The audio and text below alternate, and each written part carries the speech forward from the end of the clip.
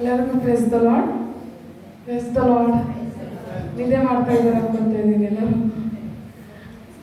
Okay, ಚಿಕ್ಕ ಪ್ರಾರ್ಥನೆ ಮಾಡ್ಕೊಳ್ಳೋಣ. ಪರಿಶುದ್ಧನೇ ಮೌನತನೇ ಅತಿ ಪರಿಶುದ್ಧ ದೇವರೇ, ಈ ಸಂಜೆಯ ವೇಳೆಯಲ್ಲಿ ಸ್ವಲ್ಪ ನಮ್ಮೆಲ್ಲರೂ ಕುರಿತು ನಿಂತ್ಕೋಸ ಸ್ತೋತ್ರ ಸ್ವಲ್ಪ ಆಗ್ತೇವೆ. ಕಲ್ವಾರಿ ಪೂಜೆಯಲ್ಲಿ ಸ್ವಲ್ಪ ನಾನು ಮಾತನಾಡುವ ಯೋಗ ಮಾತುಗಳಲ್ಲಿ ಸ್ವಲ್ಪ ನಾವು ಮಾತನಾಡಲಿಕ್ಕೆ ಇಲ್ಲಿ ಬಂದಿರುವಾಗ ಸ್ವಲ್ಪ ನಮ್ಮನ್ನು ಆಶೀರ್ವದಿಸಕ್ಕಾಗಿ ಸ್ತೋತ್ರ ಮಾತನಾಡಲು ಅವಕಾಶ ಕೊಟ್ಟಿದ್ಕೋಗಿ ಕೂಡ ಸ್ತೋತ್ರ ನಾವು ಮಾತನಾಡುತ್ತಿರುವ 5ನೇ ಮಾತು ಸ್ಮರಿಸುವ ನಿನ್ನ ಮಾತುಗಳಾಗಿ ಹೊರಡು ಬರುವಂತೆ ಸಹಾಯ ಮಾಡಂತ ಬೇಡ್ಕೊಳ್ತೇವೆ ಅಂತೆ.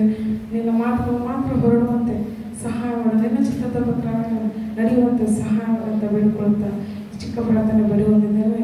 ನನ್ನ ಪರಲೋಕದಲ್ಲಿರುವಂಥದ್ದು ಯಾದ ದೇವರೇ, ಆಮೇಲೆ ಇಷ್ಟುವರೆಗೆ ತೆಲುಗುವಲ್ಲಿ ಕೇಳಿದರೆ ಇವಾಗ ಕನ್ನಡದಲ್ಲಿ ಕೇಳ್ತಾ ಇದ್ದಾರೆ. 5ನೇ ಮಾತಾಗಿರುವ ಯೋಹಾನ ಸುವಾರ್ತೆ 19:28 ನೋಡೋದಾದರೆ, ನನಗೆ ನೀರಡಿಕೆ ಆಗಿದೆ. ಒಂದ್ಸತಿ ವಾಕ್ಯ ತೆಗೆದುಕೊಂಡು ನೋಡೋಣ. ಇದಾದ ಮೇಲೆ ಯೇಸು, ಈಗ ಎಲ್ಲ ತೀರಿತೆಂದು ತಿಳಿದು ಶಾಸ್ತ್ರದ ಮಾತು ನೆರವೇರುವಂತೆ ನನಗೆ ನೀರಡಿಕೆ ಆಗಿದೆ ಅಂದನು. ಅಲ್ಲಿ ಹುಳಿರಸ ತುಂಬಿದ ಗಡಿಗೆ ಇಟ್ಟಿರಲಾಗಿ ಅವರು ಸ್ಪಂಜನ್ನು ಹುಳಿರಸದಿಂದ ತುಂಬಿಸಿ ಹಿಸೋಪಿನ ಗಿಡದ ಕೋಲಿಗೆ ಸಿಗಿಸಿ ಆತನ ಬಾಯಿಗೆ ಮುಟ್ಟಿಸಿದರು. ಯೇಸು ಆ ಹುಳಿರಸವನ್ನು ತೆಗೆದುಕೊಂಡ ಮೇಲೆ ತೀರಿತು ಎಂದು ಹೇಳಿ ತಲೆದ ಬಾಗಿಸಿ ಆತ್ಮವನ್ನು ಒಪ್ಪಿಸಿಕೊಟ್ಟನು. ಇಲ್ಲಿ ನೋಡುತ್ತಿರುವಾಗ ಆತನಿಗೆ ನೀರಡಿಕೆ ಆಗಿದೆ ಅಂತ ನಾವು ನೋಡ್ತಾ ಇದ್ದೀವಿ.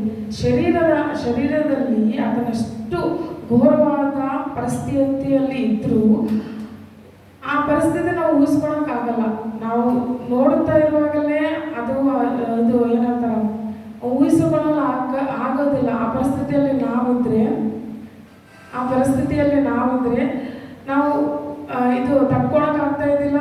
ಆ ಕ್ಷಣಕ್ಕೆ ನಾವು ಪ್ರಾಣ ಬಿಡ್ತಾ ಇದ್ದೀವೇನೋ. ಆದರೂ ಆತನ ಕಲ್ವಾರಿ ಕ್ರೂಜೆಯಲ್ಲಿ ಸುಮಾರು ಗಂಟೆಗಳ ಕಾಲ ಆತನ ಶಿಲುಬೆಯಲ್ಲಿರುವಾಗ ಆತನ ಶರೀರವು ಅದನ್ನು ಸಹಿಸಿಕೊಳ್ಳಲು ಆಗಲಿಲ್ಲ, ಅಷ್ಟು ಇತ್ತು. ನಮಗೆ ಸ್ವಲ್ಪ ಬಿಸಿಲು ಭಾಳ ಆದ ತಕ್ಷಣವೇ ನೀರು ಅನ್ನೋ ಪರಿಸ್ಥಿತಿಯಲ್ಲಿ ನಾವಿರ್ತೀವಿ. ಆದರೆ ಅದನ್ನ ಎಷ್ಟು ಗಂಟೆಗಳ ಅಲ್ಲಿ ಮೇಲೆ ಇದ್ದು ಆತ ಏನು ಸೇವಿಸಿದ್ದಿಲ್ಲ ಕೂಡ. ನಾವು ನೋಡೋದಾದ್ರೆ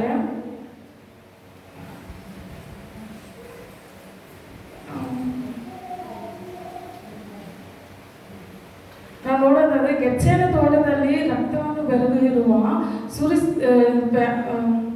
ಬೆವರನ್ನು ಸುರಿಸುತ್ತಿರುವುದರಿಂದ ಆತನು ಏನನ್ನೂ ಕುಡಿಯಲಿಲ್ಲ. ಆತನು ಏನು ದಾಹ ತೀರಿಸಲಿಲ್ಲ. ಆತನೇನು ಕುಡಿಯಲಿಲ್ಲ, ಏನು ತಿನ್ನಲಿಲ್ಲ. ಆತನು ಯಾವ ಪರಿಸ್ಥಿತಿಯಲ್ಲಿ ತೆಗೆದುಕೊಂಡಿದ್ದಾರೋ ಹೊರಡೆಗಳನ್ನು ಹೊಡೆದು ಆತನ ಮುಳ್ಳಿನ ಕಿರೀಟ ಇಟ್ಟು ಶಿಲುಬೆಯನ್ನು ಹೊತ್ತುಕೊಂಡು ಆತನೇನು ಸೇವಿಸುತ್ತಿಲ್ಲ. ಅಷ್ಟು ನೋವಿನಿಂದ ಇರುವಾಗಲೂ ಸಹ ದೇವರು ತನ್ನ ದಾಹವನ್ನು ತೀರಿಸೋದಕ್ಕೋಸ್ಕರ ನನಗೆ ನೀರಡಿಕೆ ಆಗಿದೆ ಅಂತೇಳಿ ಆತ ಹೇಳ್ತಾನೆ.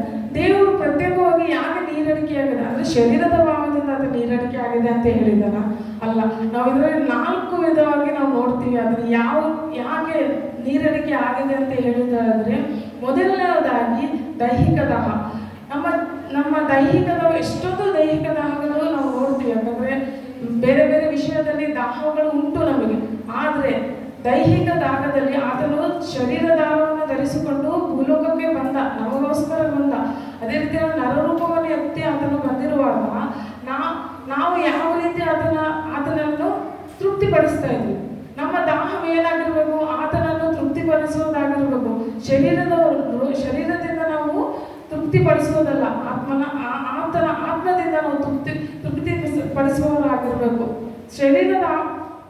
ಶರೀರದ ನೋಡುತ್ತಿರುವಾಗ ನಾವು ಇಲ್ಲಿ ನೋಡ್ತಾರೆ, ದೇವರು ಹಲವಾರು ರೀತಿಯಲ್ಲಿ ಎಷ್ಟೋ ಜನರಿಗೆ ದೈಹಿಕ ದಾಹವನ್ನು ತೀರಿಸಿದ್ದಾರೆ. ಅದರಲ್ಲಿ ಮೊದಲು ಇಸ್ರಾಯೇಲ್ ಜನರು ಮರುಭೂಮಿಯಲ್ಲಿ ಇರುವಾಗ ಆತನು ಕೈಯಾದ ನೀರನ್ನು ಸಹ ಸಿಹಿಯಾಗಿ ಮಾಡಿದ್ದಾನೆ.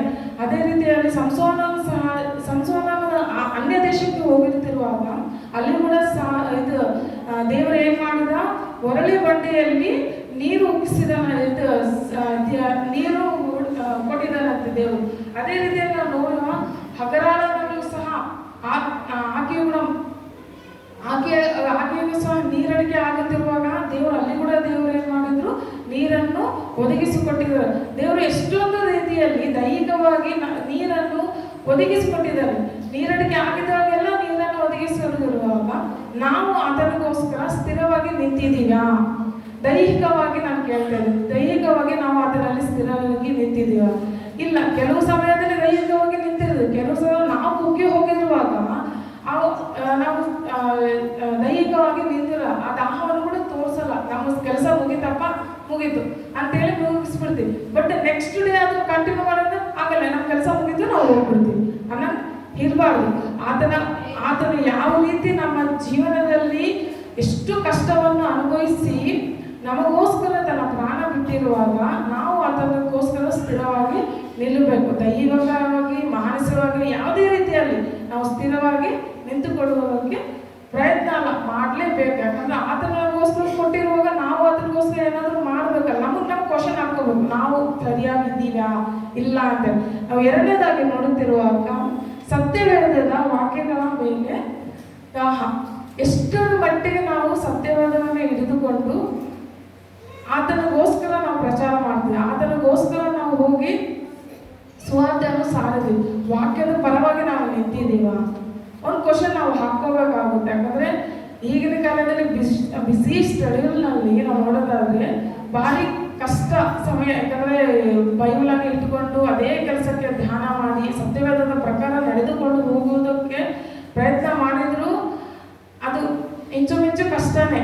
ಬಟ್ ಆದರೂ ದೇವರು ಅದೇ ಎಷ್ಟೇ ರೀತಿಯಲ್ಲಿ ವೇದನೆ ಪಟ್ಟರು, ಎಲ್ಲರಿಂದ ಧಿಕ್ಕರಿಸಲ್ಪಟ್ಟರು, ಎಲ್ಲರಿಂದ ಈತ ಸ್ವಾರ್ಥಿ ಹೇಳುವುದಕ್ಕೆ ಹೋಗುವುದಾಗ ಕೂಡ ನಾವು ಎಷ್ಟೋ ಜನ ಧಿಕ್ಕರಿಸಿ ಈತ ಏನು ಹೇಳ್ತಾರಂತ ನೋಡ್ತೀವಿ. ಬಟ್ ಆದರೂ ದೇವರು ಸ್ಥಿರವಾಗಿ ನಿಂತು ಸತ್ಯವೇದದಲ್ಲಿರುವ ಪ್ರತಿಯೊಂದು ಮಾತನ್ನು ಅಲ್ಲಿರೋ ಜನರಿಗೆ ಹೇಳಿದ. ಅಲ್ಲಿ ಕೆಲವು ಜನರು ಅದರ ಕಡೆ ಬಂದು ಅದನ್ನು ಆರಾಧಿಸಿದ್ರು ಸಹ. ನಾವು ಅದೇ ರೀತಿಯಲ್ಲಿ ಧಿಕ್ಕರಿಸಲ್ಪಟ್ಟರು, ಎಷ್ಟೇ ರೀತಿಯಲ್ಲಿ ಅವಮಾನ ಪಟ್ಟರು, ಆತನ ಪ್ರಕಾರ, ಆತನ ಸತ್ಯದ ಪ್ರಕಾರ ನಾವು ನಿಂತುಕೊಂಡು ಹೋಗುವಾಗ ದೇವರು ಖಂಡಿತ ನಮ್ಮ ಜೀವನದಲ್ಲಿ ಅದ್ಭುತ ಮಾಡ್ತಾನೆ.